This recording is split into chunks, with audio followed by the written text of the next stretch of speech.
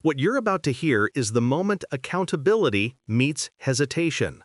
Senator Van Hollen presses Tammy Bruce on one of the gravest issues of our time, genocide in Sudan.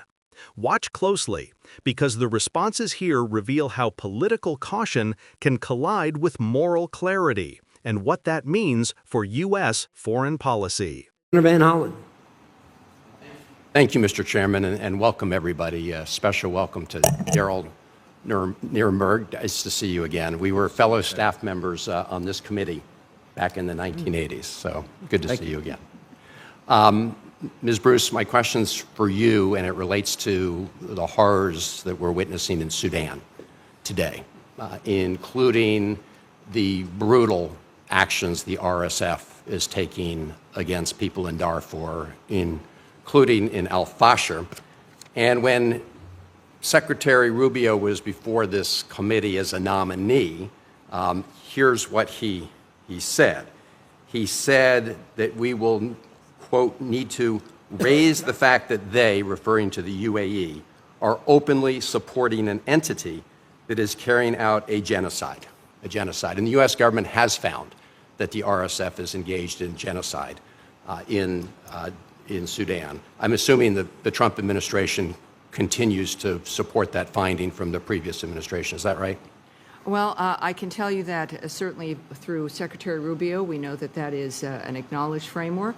And in my current position, when I'm confirmed, I will make a point of an issue like that, which certainly matters as much as every other issue, to make sure that the Trump administration and Secretary Rubio... Yeah, I have limited time. So I was just wondering if that's still the policy of the Trump administration. Well, if you don't know, we can get back to Yeah, well, I know, again, where Secretary Rubio stands, certainly. Okay. I know that in the time that already that I've spent at the UN, that it is a major conversation, that it is something that the mission cares about, and that we're working forward on. So it's a major issue. The UN has been very clear on this, as have members of this committee, including the chairman, Risch, and ranking member, Shaheen, and it's my view that the United States should do everything it can in its power to pressure the outside powers that are fueling this war from stopping fueling this war. And I know Secretary Rubio has said the same thing. So my question to you is, shouldn't we insist that the UAE stop sending weapons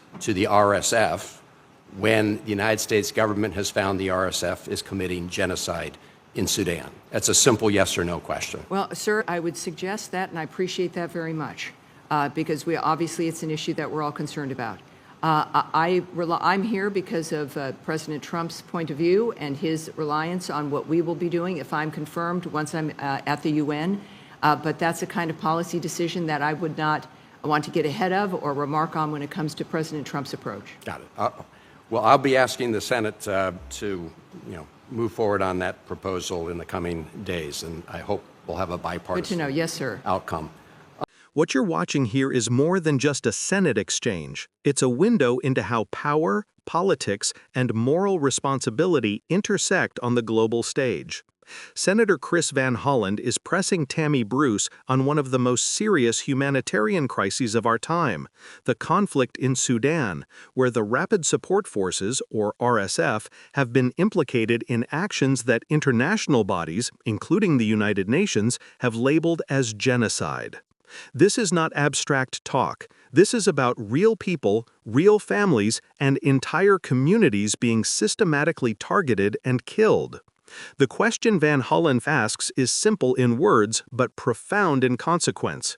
Does the Trump administration acknowledge this, and will it act to prevent outside powers from fueling the violence? Listen to Bruce's response carefully. She speaks about frameworks, about ongoing conversations at the UN, and about how these issues are important. Yet she stops short of giving a direct answer. She deflects to the president's point of view, framing her remarks around policy caution rather than moral clarity. That hesitation is not just bureaucratic, it reflects a larger challenge in foreign policy. When a government refuses to label atrocities explicitly or to confront the enablers directly, it sends a message, intentionally or not, that geopolitical considerations sometimes outweigh human life. Families in Darfur, in Al-Fashir, those living under threat from the RSF cannot wait for political prudence. Every day of delay, every equivocal statement carries consequences in real time. Van Hollen's follow-up is critical. He presses for a clear yes or no should the U.S. insist that the UAE stop sending weapons to the RSF. The simplicity of the question exposes a tension at the heart of international relations. Policy is often wrapped in layers of diplomacy and strategic ambiguity, but humanitarian crises demand clarity. When outside powers are actively supplying a force committing atrocities, the moral imperative is straightforward: stop the weapons, protect the civilians. Yet Bruce, representing the administration's perspective, carefully sidesteps the commitment, citing procedure, process, and presidential authority. It's a moment that illustrates how political structures can dilute responsibility, leaving urgent crises unresolved while the machinery of government continues to grind along. This exchange also highlights something that often gets lost in coverage. Genocide is not just a term in a report. It is a classification with real-world consequences. Acknowledging it publicly can trigger international pressure, sanctions, and intervention mechanisms. Failing to do so can embolden perpetrators and their supporters.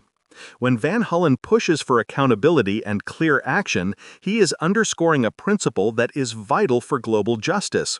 Words matter, designations matter, and indecision has a cost measured in human lives. For viewers, the lesson here is multi-layered. 1. Pay attention to what officials do not say as much as what they do. Equivocation in public statements often signals real hesitancy behind closed doors.